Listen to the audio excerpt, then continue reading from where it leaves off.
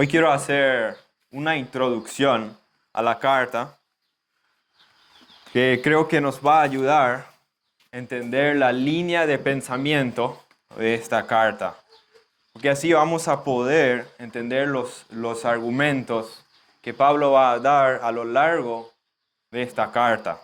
Entonces voy a dar una introducción, vamos a repasar unos cuantos versículos rápidos para tener un concepto más amplio de lo que es la carta. Entonces Pablo escribe a los hermanos de la iglesia de Colosas. Colosas fue una ciudad próspera e importante una vez, o sea, hace mucho tiempo ya. En ese tiempo, cuando Pablo escribe la carta a los hermanos en Colosas, la ciudad ya no era una ciudad muy importante. Era una ciudad pequeña y no era muy importante. Y esto por el hecho de que los romanos, el Imperio Romano, habían desviado las vías principales que pasaban antes por Colosas, ahora lo habían desviados y para que pasasen por Colosas. Pero en su mejor época, Colosas fue una ciudad importante, un centro de industria muy importante, básicamente en la lana y también por su ubicación estratégica en las principales rutas. También tenía campos muy fértiles y en esos las ovejas, o sea, eran pasturas muy buenas, excelentes para las ovejas. Entonces, la gran mayoría de la población de Colosas era gentil, pero hubo un buen grupo de judíos en esas regiones. Entonces, ya que Colosas tenía una población mezclada de gentiles y judíos, no es sorprendente que escuchamos que la herejía que amenazaba a la iglesia de Colosas incluía elementos de los judíos y también elementos gentiles. Colosas estaba ubicada justo en una región de Frigia, en una provincia romana de Asia, que hoy en día forma parte de la Turquía. Laodicea y Hirápolis estaban cercanos, unos kilómetros quedaban de Colosas. O sea, esas tres ciudades formaban un trío en el Valle Lico, que era un río, y se ubicaban unos 160 kilómetros de la ciudad de Éfeso. Entonces creo que nos va a ayudar también el contexto para entender cómo llegó el mensaje a esa ciudad y quién fue el fundador de esa iglesia. Pablo no fue el fundador de esa iglesia, puesto que él dice en el capítulo 2, versículo 1, que él incluye a los de laodicenses y a los colosenses, entre quienes nunca habían visto su rostro. O sea, nunca le habían visto en persona, dice en el capítulo 2, versículo 1. Entonces, ¿quién fue el fundador? El hombre que Dios usó para fundar esa iglesia fue Epafras. Vayamos a Colosenses capítulo 1, versículos 5 al 7. A causa de la esperanza que os está guardada en los cielos, de la cual ya habéis oído por la palabra verdadera del Evangelio, que ha llegado hasta vosotros, así como a todo el mundo, y lleva fruto y crece también en vosotros desde el día que oísteis y conocisteis la gracia de Dios en verdad, como lo habéis aprendido de Epafras, nuestro consiervo amado, que es un fiel ministro de Cristo para vosotros. Entonces, Epafras les había predicado el Evangelio. Él era uno de ellos, dice capítulo 4, versículo 12. Dice que Epafras era uno de ellos, o sea, de su ciudad.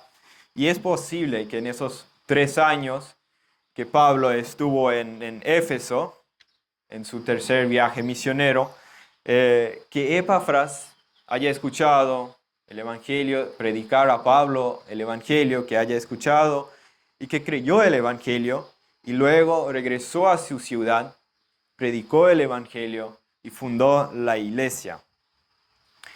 Y ahora en ese momento, cuando Pablo escribe a la iglesia, ellos se encuentran frente a una amenaza de la salud de la iglesia, a pesar del trabajo diligente de Epafras. Y Epafras estaba muy preocupado, tan preocupado que él emprenda un viaje casi 2.000 kilómetros hacia Roma. Y ahí justamente está Pablo, visita a Pablo y le cuenta de sus preocupaciones. Entonces, al parecer, la iglesia aún no había sido infectada por la herejía. Y Pablo les escribe para advertirles acerca de este peligro. Entonces, es una carta preventiva. Pablo en el capítulo 2, versículo 8 dice: mirad que nadie os engañe por medio de filosofías y huecas sutilezas. Así que Pablo les advierte. Y como mencioné, la ciudad de Colosas tenía una mezcla de judíos y gentiles que habitaban en esa ciudad. Así que no nos resulta extraño que la herejía era una amenaza mezclada del judaísmo y del paganismo. Entonces, Epafras, como habíamos dicho, escuchó el evangelio de parte de Pablo, fundó la iglesia, se fue a Colosas, fundó la iglesia. Ahora se preocupa por el bienestar de la iglesia, la salud de la iglesia. Va y se encuentra con Pablo, visita a Pablo. Y ahora Pablo envía esta carta a la iglesia de Colosas. Y él estando en prisión en Roma. Y parece que la prisión en Roma parece cuadrarlo mejor en este contexto.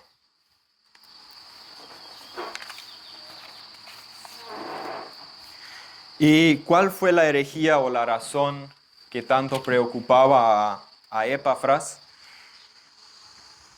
Creo que la carta a los hermanos en Colosas es la que más se parece a nosotros, o con el tiempo en que estamos nosotros como la iglesia en la actualidad. Aunque Pablo no dice explícitamente con detalles cuál fue esa amenaza, podemos ver algunas cosas que parecen ser la preocupación de parte de Pablo.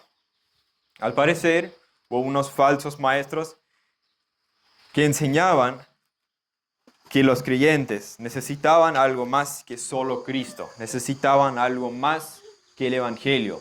Aparte de Cristo, aparte del Evangelio, algo más. Aparte, necesitaban algo más si querían experimentar la vida espiritual más plena y más profunda. Y eso es la misma amenaza que nosotros, todos los creyentes, están expuestos a lo largo de la historia de la iglesia. El peligro de ser llevados a creer que lo que es Cristo, lo que es el Evangelio, no es lo suficiente, no es una salvación completa. Al parecer, estos falsos maestros enseñaban una mezcla del judaísmo y del paganismo, una filosofía griega mezclada con leyes y ceremonias tomadas del paganismo y del judaísmo. Prometían en sus enseñanzas que al cumplir ciertas reglas serían más espirituales. Y esta enseñanza es totalmente en contra al Evangelio de Cristo y resulta una forma de religión, aunque para algunos aparentaba ser sabia y humilde, amenaza la suficiencia del Evangelio. Y por esta causa, Pablo se dirige a estos hermanos en la iglesia de Colosas para animarles a continuar en la fe que habían recibido, en lugar de seguir la sabiduría, las filosofías humanas, aferrarse a Cristo, en quien están escondidos todos los tesoros de la sabiduría y del conocimiento. Todos están escondidos en Cristo. Y podemos seducir o extraer de lo que Pablo va a argumentar en esta carta, que estos falsos maestros enseñaban, si tú quieres tener justamente una vida más espiritual, más plena, más profunda, entonces necesitas adquirir un conocimiento que solo algunos privilegiados poseen. Tú necesitas practicar ciertas leyes, ciertas prácticas, ciertos ritos, necesitas someterte a esas leyes, abstenerte de ciertas cosas, y eso es el secreto de una vida más plena espiritual. Entonces voy a dar un vistazo general de la carta para entender justamente el tema central y los argumentos que Pablo está dando. El mensaje central de Colosenses, el mensaje que Pablo comunica a los hermanos es que Cristo es suficiente. Cristo es el todo en todos. Cristo es suficiente. Y este mensaje, como ya dije, es de la misma importancia que es para nosotros hoy, que fue hace 2000 años. Y Pablo va a volver, en esta carta, va a volver una y otra vez al mismo tema, de que Cristo es suficiente. Cristo es todo en todos. Y Pablo enseña que el cristianismo no es una idea o una religión más en todas esas religiones. Hay una diferencia muy importante que distingue al cristianismo de toda otra filosofía y religión. Y eso es el hecho de que el cristianismo se centra únicamente en la obra y en la persona de Jesucristo, en el Dios encarnado. Jesucristo se centra en lo que Dios ha hecho por nosotros. No se centra en nosotros, lo que nosotros podemos hacer, lo que logramos, nuestros méritos, logros, dones. Se centra en lo que Dios ha hecho por nosotros, en Cristo, en el Dios encarnado. Capítulo 2, versículo 3, Pablo está hablando de Cristo y dice así el versículo: en quien están escondidos todos los tesoros de la sabiduría y del conocimiento. Hablando de Cristo. Entonces, si esos falsos maestros enseñaban que hay cierto conocimiento que tú no tienes, que solo algunas personas tienen, Pablo les dice, no se dejen engañar. En Cristo están escondidos todos los tesoros de la sabiduría y del conocimiento. Versículo 4. Y esto lo digo. Leo el versículo 3. En quien están escondidos todos los tesoros de la sabiduría y del conocimiento. Y esto lo digo para que nadie os engañe con palabras persuasivas. Versículo 8. Mirad que nadie os engañe por medio de filosofías y huecas sutilezas, según las tradiciones de los hombres, conforme a los rudimentos del mundo y no según Cristo. Versículo 9. Porque en Él, en Cristo, habita corporalmente toda la plenitud de la deidad. Y vosotros estáis completos en Él, que es la cabeza de todo principado y potestad. Estamos completos en Él. No necesitamos algo más. Y eso es lo que Pablo le enseña a estos hermanos. No necesitan algo más. Si ustedes tienen a Cristo, entonces no le falta nada. Estáis completos en Él. Cristo es todo. Cristo es suficiente. Hermanos, lo que hace superior al cristianismo no son normas morales, sino es la centralidad del cristianismo. O sea, la centralidad del cristianismo se encuentra en el hecho de que Cristo es superior a todo. Quien siendo Dios se hizo hombre, murió en una cruz para pagar la deuda delante de la justicia de Dios. Entonces, no necesitamos algún conocimiento más profundo aparte de lo que Dios ha revelado en las Escrituras. Lo que Dios ha revelado en el Evangelio es suficiente. Vayamos al capítulo 1, versículo 24 al 25. Ahora me gozo en lo que padezco por vosotros, y cumplo en mi carne lo que falta de las aflicciones de Cristo por su cuerpo, que es la iglesia, de la cual fui hecho ministro, según la administración de Dios que me fue dada para con vosotros. ¿Cuál fue esa administración que le fue dada? Versículo 25 al 27. Para que anuncie cumplidamente la palabra de Dios, el misterio que había estado oculto desde los siglos y edades, pero que ahora ha sido manifestado a sus santos. A sus santos ha sido manifestado, a quienes Dios quiso dar a conocer las riquezas de la gloria de este misterio entre los gentiles, que es Cristo en vosotros, la esperanza de gloria. A estos Dios quiso dar a conocer cuáles son las riquezas de la gloria de este misterio entre los gentiles, que es Cristo en ustedes, la esperanza de la gloria. Entonces no hay conocimiento más profunda fuera del cual Dios ya ha revelado en el Evangelio. Dios quiso revelar sus misterios a través de su palabra, a través del mensaje del Evangelio.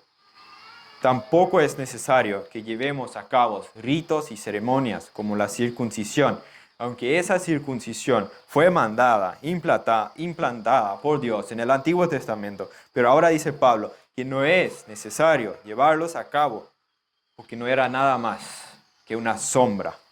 Capítulo 2, versículo 17, dice que era una sombra.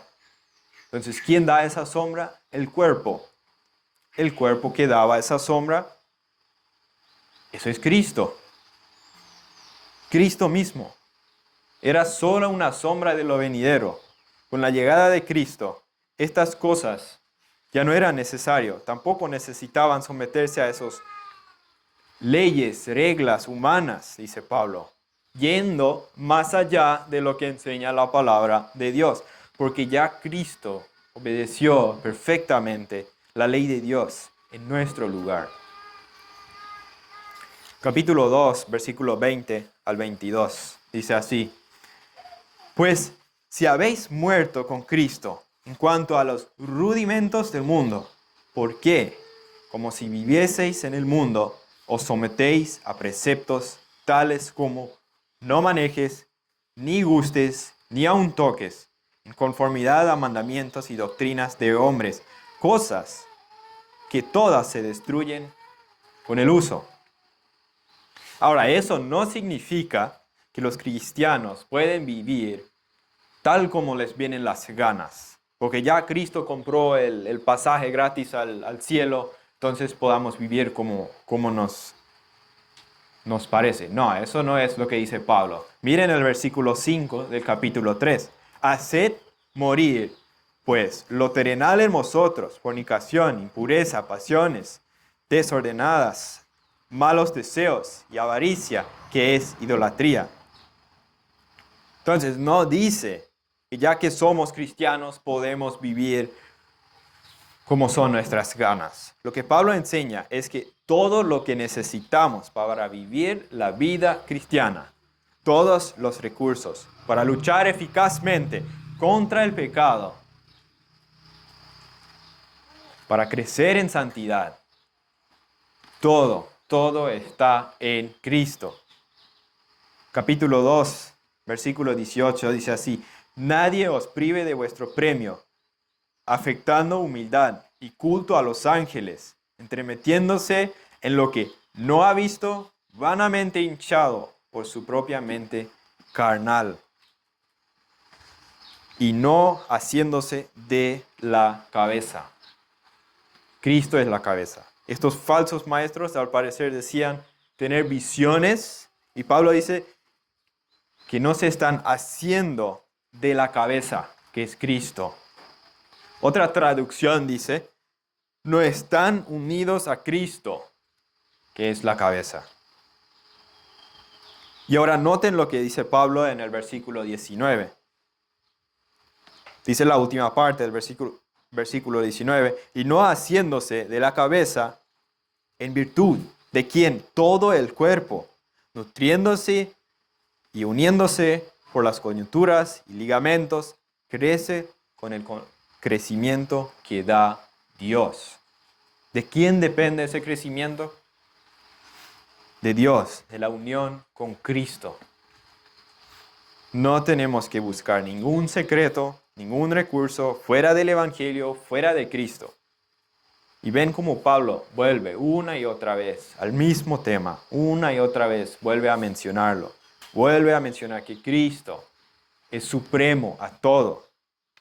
Si estás en Cristo, tienes todo.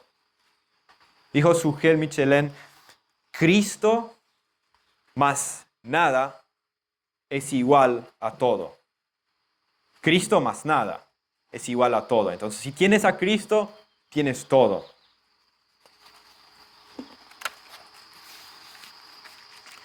Me gustaría ver algunos puntos de la estructura, como Pablo forma la estructura de la carta, y creo que es muy importante entender eso también. Como en sus otras cartas, Pablo divide la carta o la epístola en dos secciones. La primera parte del capítulo 1 al 2 es doctrinal y la segunda parte, que son los capítulos 3 al 4, son práctica. Entonces, los primeros dos capítulos, Pablo va a explicar lo que Dios ha hecho por nosotros en Cristo, mientras que los capítulos 3 y 4 encontramos los mandamientos que se derivan o son resultado de lo que Dios ha hecho por nosotros. A la luz de lo que Dios ha hecho a nuestro favor, a través de Jesucristo, así se supone que vivan ahora. Y es importante notar que Pablo no empieza su carta, la epístola, no empieza hablando de la conducta del creyente. Pablo comienza hablando lo que Dios hizo a nuestro favor. Porque lo que Dios hizo a nuestro favor, eso es lo que nos permite vivir en cierta manera. Lo que Dios hizo, eso nos permite vivir en cierta manera. Y si no mantenemos este orden bíblico que vemos en la epístola, entonces vamos a perder de vista el Evangelio. Lo vamos a perder de vista y vamos a caer en la trampa del moralismo. Muchos creen que el Evangelio promueve el moralismo, pero eso no es cierto. El Evangelio nos lleva a vivir una vida santa, pero en virtud de Cristo. El moralismo coloca las virtudes morales como la base de salvación o de la base de la aceptación de Dios. Pero nuestra base no es lo que hacemos nosotros, sino lo que hizo Cristo. Entonces, un ejemplo es el conflicto también entre Jesús y los fariseos. Los fariseos en aquellos días eran los máximos representantes del moralismo en aquellos días. En Mateo 23, 27 dice Jesús en respecto a ellos: «Ay de ustedes, escribas y fariseos, hipócritas, que son semejantes a sepulcros blanqueados, porque por fuera lucen hermosos, pero por dentro están llenos de huesos, de muertos y de toda inmundicia. Así también ustedes por fuera parecen justos a los hombres, pero por dentro están llenos de hipocresía y de iniquidad». Entonces ellos creían que por su buena conducta serían aceptados delante de Dios. Y eso es totalmente opuesto al Evangelio. El Evangelio enseña que por cuanto he sido aceptado por Dios en base a lo que Cristo hizo en mi favor en la cruz del Calvario, ahora puedo vivir una vida que sea agradable a Dios. Y yo seré aceptado por lo que hizo Cristo y no en base a lo que yo hago o intento hacer en mi manera, sino en base a Cristo. Entonces, el moralismo enseña que primero debes cambiar o debo cambiar mi conducta para poder ser aceptado delante de Dios. Pero en el Evangelio, la aceptación viene primero y después la conducta. Y eso vemos aún en la estructura de la carta de Pablo. Debemos empezar por lo que Dios hizo por nosotros en Cristo y solamente entonces podemos crecer en santidad. Y ese peligro estamos expuestos todos, aún en la iglesia, de caer en la trampa del moralismo, de empezar por lo que hacemos nosotros. La base de nuestra aceptación delante de Dios no es nuestra conducta, sino es Cristo, lo que hizo Dios en Cristo. Estamos por medio de Cristo, por medio de la fe estamos en Cristo. Y en Él, en Cristo, en quien el Padre tiene toda su complacencia. Nosotros estamos en Él, en Cristo. Por eso es que Pablo insiste, repite una y otra vez, que nosotros estamos en Cristo. Voy a leer rápidamente algunos versículos, capítulo 1, versículo 13 y 14, el cual nos ha librado de la potestad de las tinieblas y trasladado al reino de su amado Hijo, en quien, Cristo, en quien tenemos redención por su sangre, el perdón de pecados. Capítulo 1, versículo 21 al 22. Y a vosotros también, que erais en otro tiempo extraños y enemigos en vuestra mente, haciendo malas obras, ahora os ha reconciliado en su cuerpo de carne, por medio de la muerte, para presentarnos santos y sin mancha e irreprensibles delante de Él. Versículo 27-28. A quienes Dios quiso dar a conocer las riquezas de la gloria de este misterio entre los gentiles, que es Cristo en vosotros, la esperanza de gloria, a quien anunciamos, amonestando a todo hombre y enseñando a todo hombre en toda sabiduría, a fin de presentar perfecto en Cristo a todo hombre. Capítulo 2, versículos 6 al 7. Por tanto, de la manera que habéis recibido al Señor Jesucristo, andad en Él, arraigados y sobreedificados en Él, y confirmados en la fe, así como habéis sido enseñados, abundando en acciones de gracias. Y así podemos seguir en la carta, donde Pablo dice que es en Cristo, es en Cristo. Es en Cristo que somos completos.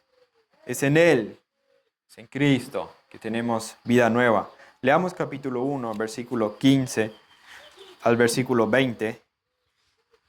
Y noten el énfasis que va a hacer Pablo en las palabras todas y todos.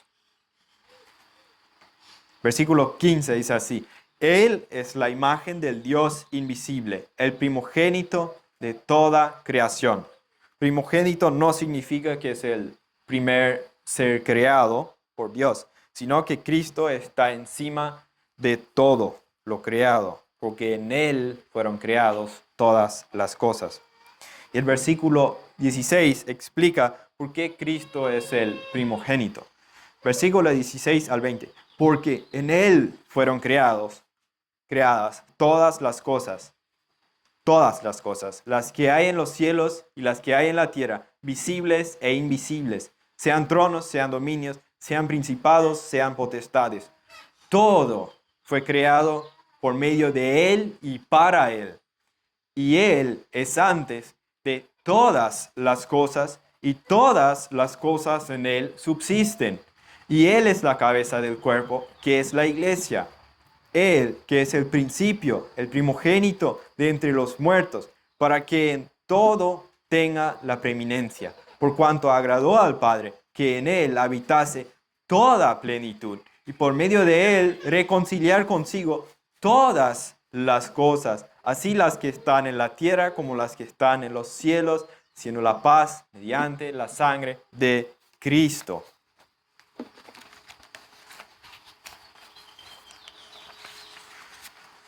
Entonces no hay absolutamente nada que yo necesite para mi salvación, para mi santificación, para el crecimiento espiritual, que tenga que buscar fuera de Cristo, porque Él creó todas las cosas, Él sostiene todas las cosas, Él es preeminente sobre todas las cosas.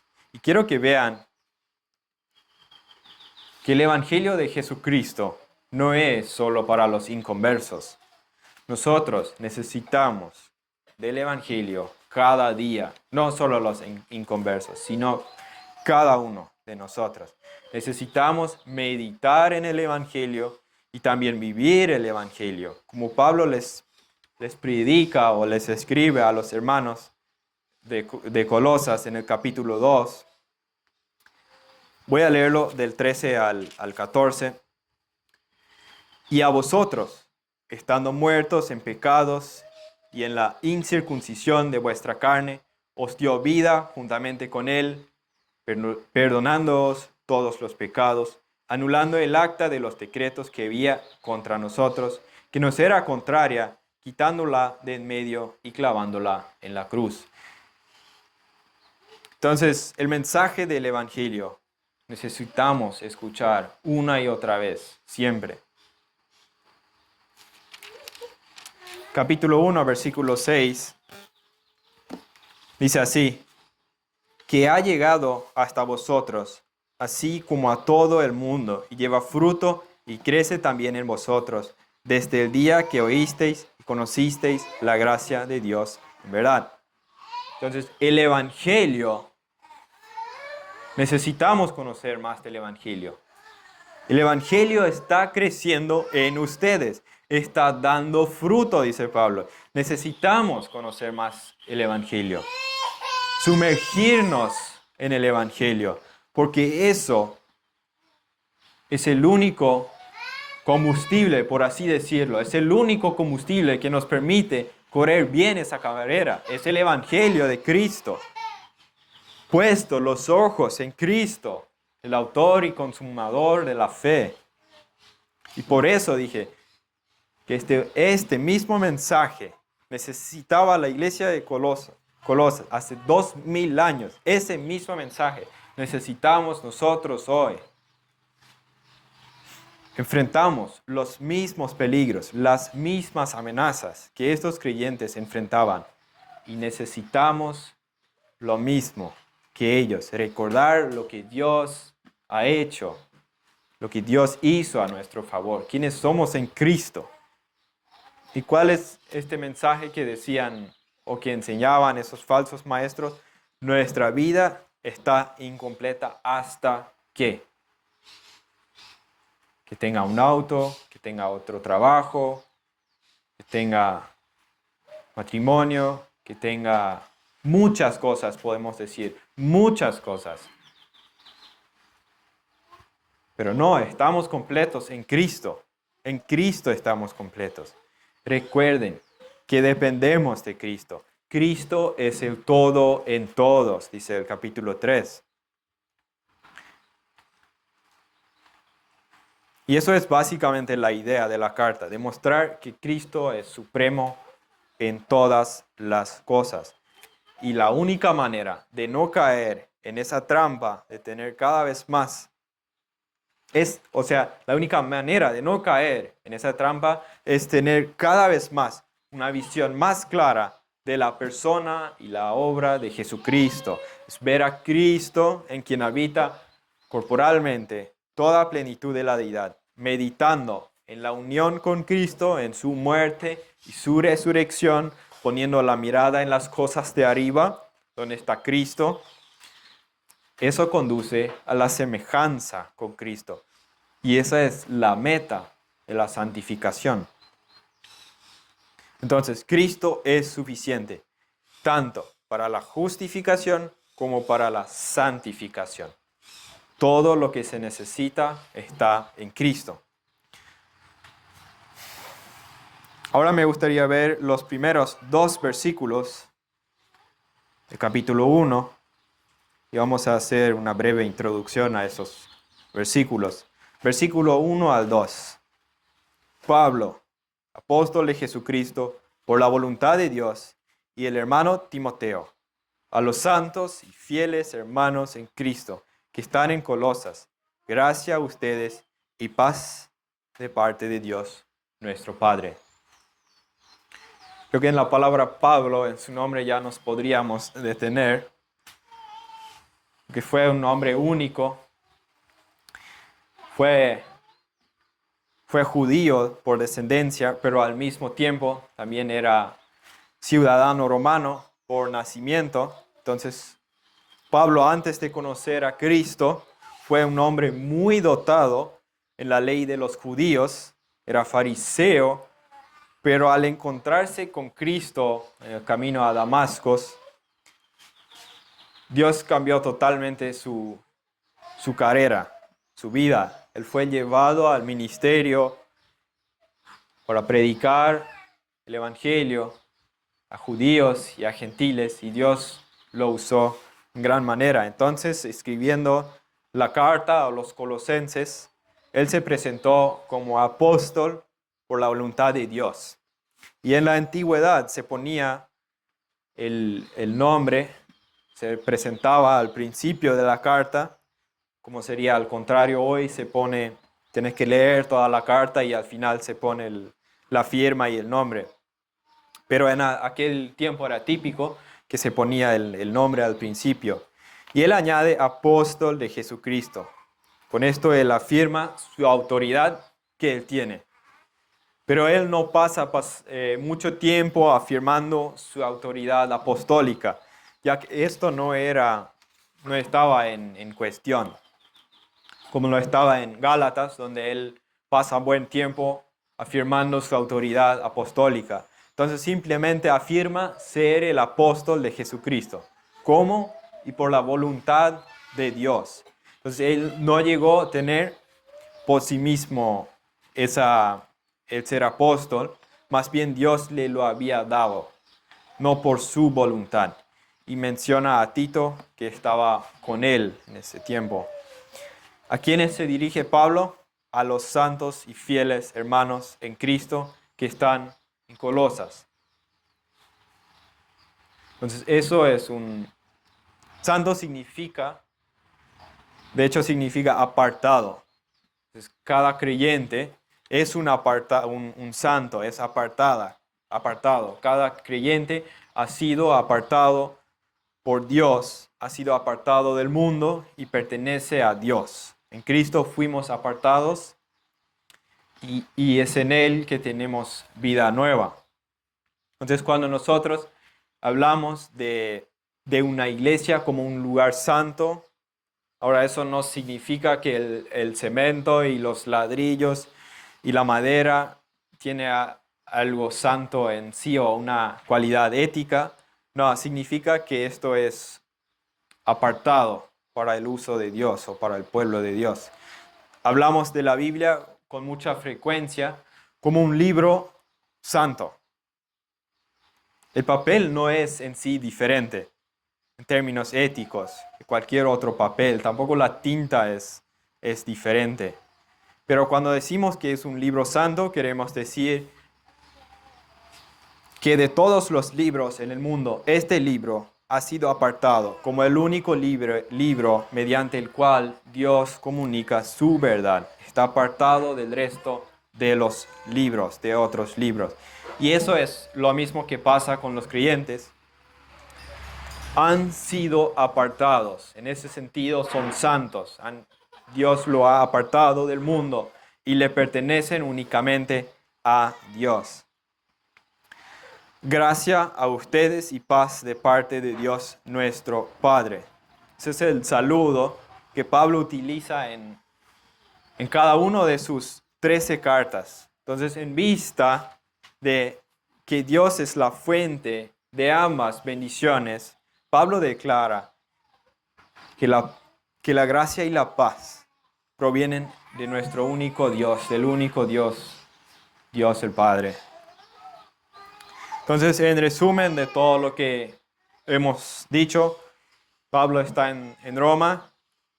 Epafras visita a Pablo justamente en Roma cuando está en prisión para contarle de una extraña doctrina que amenazaba a la salud de la iglesia, y los cristianos estaban luchando con una forma de filosofía judía y griega mezclada que decía que los cristianos aún necesitaban algo más, que Cristo no era suficiente para salvación.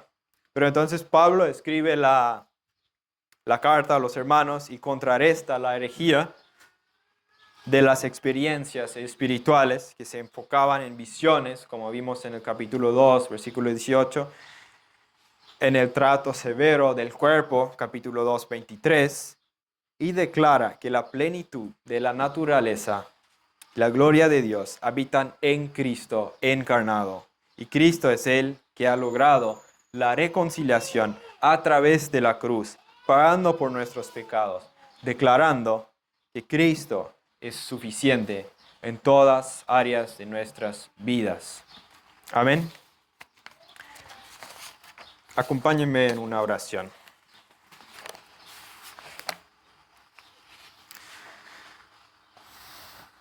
Señor, te pedimos, te rogamos que tú nos ayudes a entender que Cristo es suficiente en todas nuestras áreas de la vida, Señor. Que dependemos de Cristo, del Evangelio, Señor. Ayúdanos a entender la hermosura, la grandeza del Evangelio. Que el Evangelio cambie nuestras vidas. Que nos conduce a través del Espíritu Santo, nos conduce cada día, cada momento, más a la semejanza de Cristo, Señor. Ayúdanos a tener nuestra mente fijada en Cristo, tener la meta delante de nosotros y a ver a Cristo, Señor. Que nuestra vida se gira en torno de Cristo. Gracias te damos, Señor, por la obra en la cruz. Gracias por el perdón de pecados, por la reconciliación en Cristo.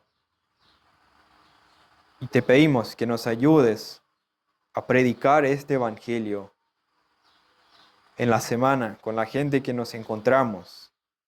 Que podamos llevar este mensaje de buenas nuevas a todo el mundo.